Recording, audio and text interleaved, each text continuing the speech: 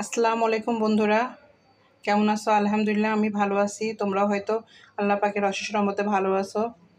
আজকে আমি তোমাদের জন্য করে নিয়ে আসছি দেশি মুরগির আলু দিয়ে পাতলা ঝোল। তো আমার রেসিপিটা যদি তোমাদের কাছে ভালো লেগে থাকে অবশ্যই এটি লাইক, এটি কমেন্ট, এটি শেয়ার করে দেবে।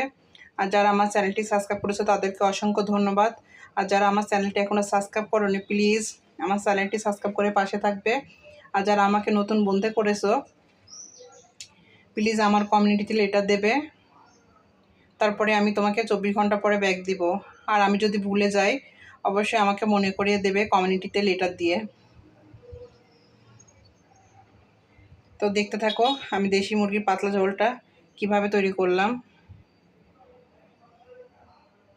বন্ধুরা কেমন আছো?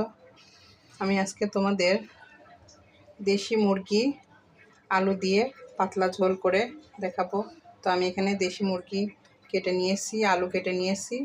তো আমি এখন চুলাটা অন করে দিব, তোমরা দেখতে থাকো। এখানে আমি চুলাটা অন করে পরিমাণ মতো তেল দিয়েছি। এখানে আমি তেজপাতা আর এলাচ দিয়েছি। আমি এখানে 2 চামচ লবণ দিয়ে দেব। আমি তেলের উপরে মাংসগুলো এখন আলু সহ দিয়ে একটু হালকা ভেজে নিব।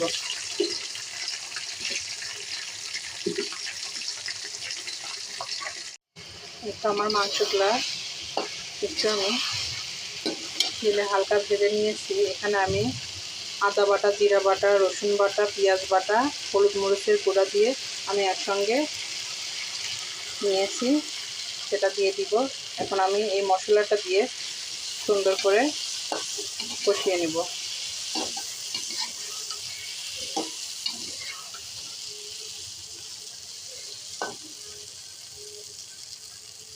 সঙ্গে আমি একটু পানি দিয়ে নিয়েছিলাম। এখন আমি এই মশলাটা সহ মাংস আলু সহ কষিয়ে নিব। এই তো বন্ধুরা আমার মুরগির মাংস আলু দিয়ে কষানো হয়ে গেছে প্রায়।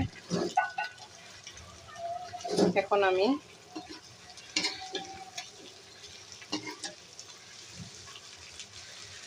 পরিমাণ মতো গরম পানি দিয়ে দিব, কারণ আমি বলেছি এখানে পাতলা ঝোল করব।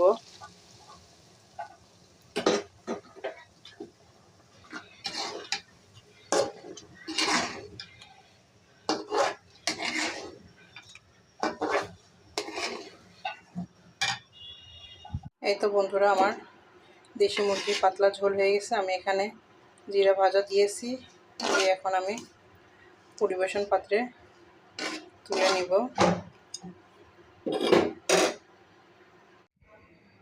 এই তো বন্ধু আমার মাংসটা সার্ভিং ডিশে তুলে নিয়েছি, দেশি মুরগির পাতলা ঝোল। আল্লাহ হাফেজ, আসসালামু আলাইকুম।